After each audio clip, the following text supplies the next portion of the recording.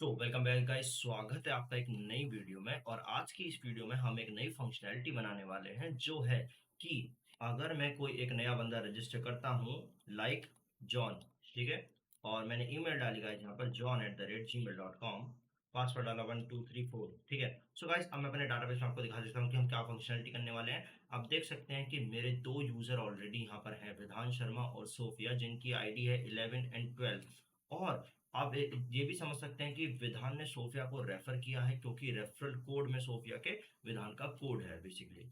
और वॉलेट में भी आप देख सकते हैं विधान और सोफिया दोनों को 10-10 अमाउंट मिला है, ठीक है। आज हम ये फंक्शनलिटी परफॉर्म करेंगे कि जो नया बंदा रजिस्टर हो उसको भी अमाउंट मिले, और जिसके रेफरल कोड से वो रजिस्टर हो उसको भी अमाउंट मिले। इस चीज को करते हैं। जॉन के रेफरल कोड में हम डाल देते हैं सोफिया वाला, या फिर विधान वाला डाल देते हैं YWZAM।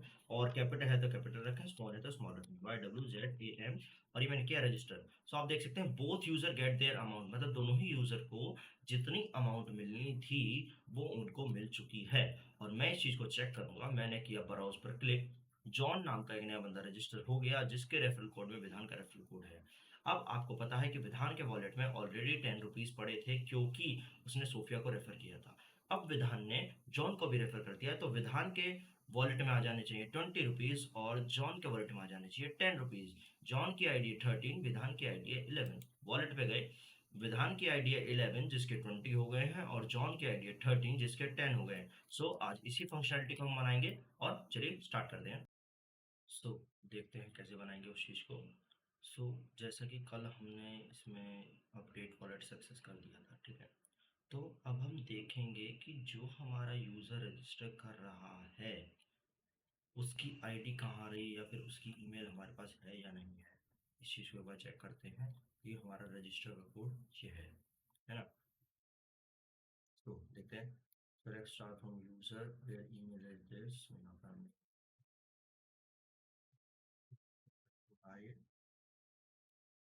कोड आया यहाँ पर, it is also perfect. Select करा दिया, परफेक्ट है। ये जो हमने यहाँ पर किया, select star from this.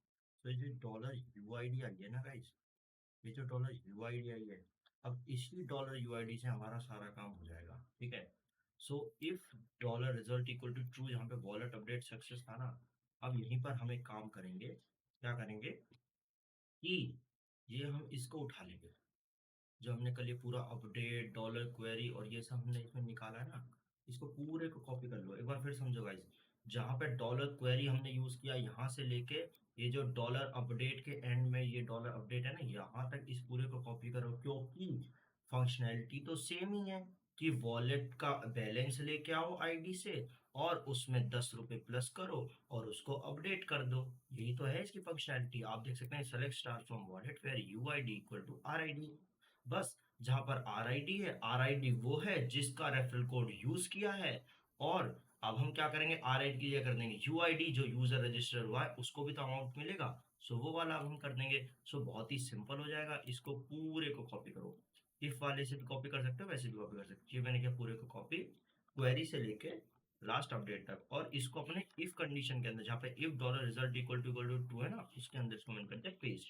Paste करने के बाद दो डॉट, दो बार स्पेस मारो नीचे, और फिर से एक कंडीशन बनाओ, if dollar result equal to true.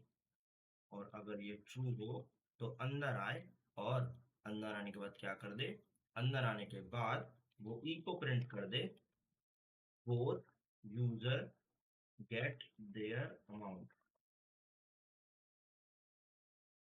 तो इससे हमें ये पता चल जाएगा कि हमारे जो दोनों यूजर हैं उनको अमाउंट इक्वली डिस्ट्रीब्यूट हो चुका है।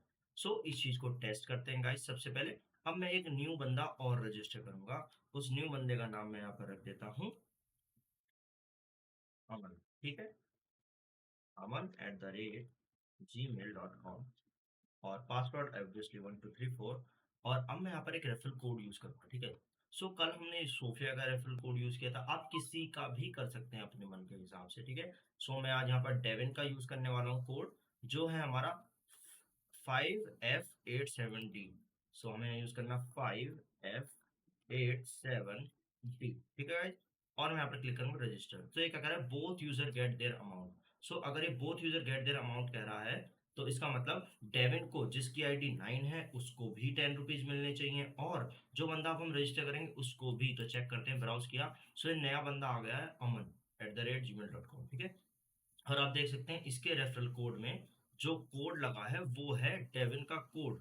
मीन्स उसके रेफरल कोड के इस वाले कॉलम में जो ये कोड है, ये है अमन का ये वाला कोड, ठीक है। इसका मतलब डेविन ने अमन को रेफर किया है।